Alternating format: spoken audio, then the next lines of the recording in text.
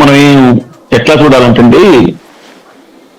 2014లో రాష్ట్ర విభజన జరిగేటువంటి సమయంలో ఆంధ్రప్రదేశ్ కు పుష్కలమైనటువంటి సహజ వనరులు ఉన్నాయి. అటు నీటి పారుదలకు సంబంధించినటువంటి మంచి బ్రహ్మాండమైనటువంటి కృష్ణా, గోదావరి, పెన్నా, తుంగభద్ర లాంటి నదులు కానివ్వండి, లేకపోతే దేశంలో గుజరాత్ తర్వాత రెండవ స్థానంలో ఉన్నటువంటి తీర ప్రాంతం కానివ్వండి. దాదాపు 952 కిలోమీటర్ల తీర ప్రాంతం ఉన్నటువంటి రాష్ట్రం ఆంధ్రప్రదేశ్. అయితే ఇన్ని రకాలైనటువంటి సహజ వనరులు ఉన్నటువంటి రాష్ట్రం మొదట ఒక 5 సంవత్సరాలు సుదీర్ఘకాలం అనుభవం ఉన్నటువంటి పరిపాలనలో అనుభవం ఉన్నటువంటి వ్యక్తి చేతిలో ఉన్నట్లయితే మన రాష్ట్రం కూడా దేశంలో మిగతా రాష్ట్రాలతో అంటే ఆనాటికి అందరూ అనుకునేటువంటిది గుజరాత్ తో పాటుగా మనం పోటీ పడతాము అనేటువంటి ఉద్దేశంతో 2014లో ఆంధ్రప్రదేశ్ ప్రజలు చంద్రబాబు నాయుడుకి అధికారంలోకి ఇచ్చారు.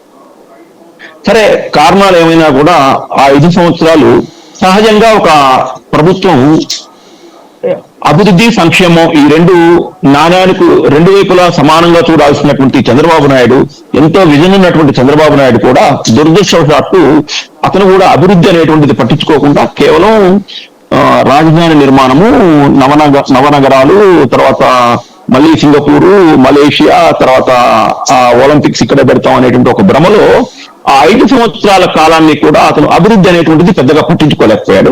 రెండో విషయం ఏంటంటే, విజన్ అనేటువంటిది లోపించకుండా ఏమైందంటే అప్పుడు పారిశ్రామిక అభివృద్ధి కుంటుపడింది, ఇన్ఫ్రాస్ట్రక్చర్ లేదు, వ్యవసాయ అభివృద్ధి లేదు. తర్వాత మనం ఆ టైంలో ఆ 5 సంవత్సరాల్లో జిల్లాకు ఒక విమానాశ్రయం పెడుతున్నా అన్నారు, ఓడరేవులు అభివృద్ధి చేస్తున్నా అన్నారు, ఇంకేముంది రైల్వే జోన్ వచ్చేస్తుంది, రైల్వేలు అభివృద్ధి జరుగుతున్నాయన్నారు. రోడ్లు కూడా కేవలం కేంద్ర ప్రభుత్వం ద్వారా ఇచ్చినటువంటి జాతీయ ప్రాజెక్టులు తప్ప రాష్ట్ర ప్రభుత్వం జిల్లాలకు సంబంధించినటువంటి రోడ్ల నిర్మాణం అనేటువంటిది అప్పుడు జరగలేదు, ఇప్పుడు జరగలేదు. అంటే మౌలిక వసతుల కల్పన అనేటువంటిది, లేకపోతే ఉపాధి అవకాశాలు అనేటువంటి అసలు ఆ మొదటి టర్మ్ లో లేకుండా ఉంది. ఇంకొక చిన్న విషయం మీకు ఇక్కడ నేను ప్రస్తావించాల్సినటువంటిది ఏంటంటే, మనకు ఉమ్మడి రాజధానిగా హైదరాబాద్ ఉన్నప్పటికీ కూడా చాలా చిన్న జబ్బులకి, అంటే ముఖ్యమైనటువంటి కొంచెం విఐపి స్థాయి లాంటి వాళ్ళు కూడా మనకు మొదట్లో ఒక 1950, 60, 70 వరకు కూడా గుంటూరు చాలా ప్రధానమైనటువంటి మెడికల్ హబ్ గా ఉండేది. బ్రహ్మాండమైనటువంటి డాక్టర్స్ గుంటూరులో ఉండేవాళ్ళు, నెల్లూరులో ఉండేవాళ్ళు.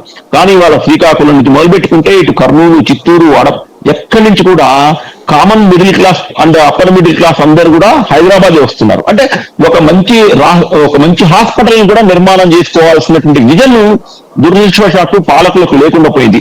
అటు మొదటి టర్మ్ లో పాలించినటువంటి చంద్రబాబు నాయుడుకు లేకుండా పోయింది, వైఎస్ఆర్సీపీ జగన్మోహన్ రెడ్డికి కూడా లేకుండా పోయింది. మంత్రులు సైతం హైదరాబాద్ వచ్చి ట్రీట్మెంట్ తీసుకుంటున్నటువంటి దురవస్థ.